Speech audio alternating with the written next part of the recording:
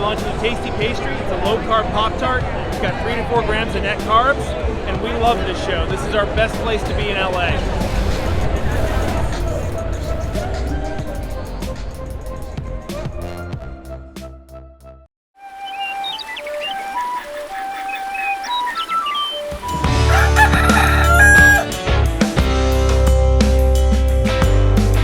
Welcome back to Legendary Foods Muscle in the Morning. I'm Dave Palumbo, and today is Monday, April 4th, 2022. And let's find out what's going on in the world of bodybuilding and fitness. How does an update from your reigning and defending 3-time Olympia champ, Chris Bumstead, sound to get your Monday started off right? In case you missed it a few days ago, Chris was on a podcast talking about the current state of the division and said a couple of really interesting things, which included some commentary on the current state of the division, which has gotten exponentially better over the last few years. Now, to be fair, Chris is such a big star that basically anything he says or does instantly becomes headline news. But that doesn't mean that there isn't some truth to what he said. The division does feel like it's getting better by leaps and bounds, which means that there could be a scenario like where a historically great athlete like Chris ends up losing the title and never getting it back. Just like we saw in women's physique with Shanique Ran a few years ago. Because at the end of the day, we all know that the run has to stop sometime. And maybe this was Chris's way of being prophetic about what he sees coming down the road.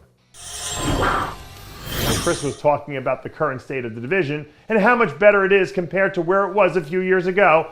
On a certain level, you imagine that Terrence Ruffin must have crept into his mind at some point during that conversation.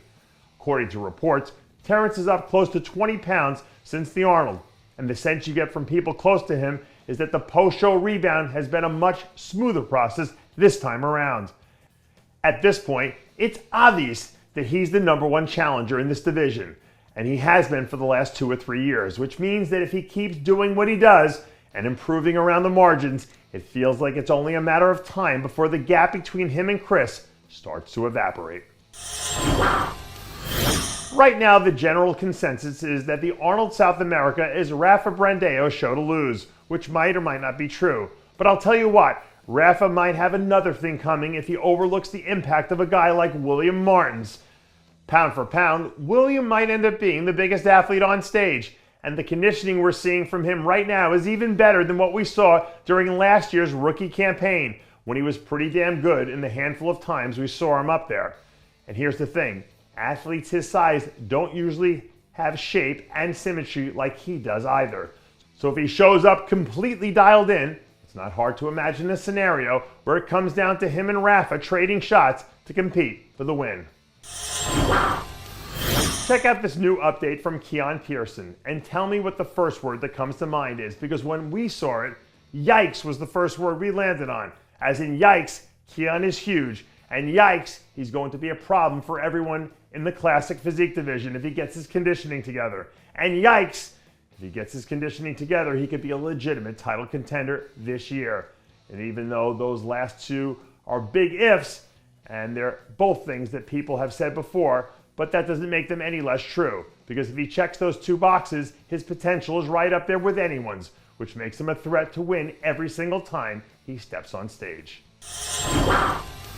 And that does it for yet another edition of Muscle in the Morning.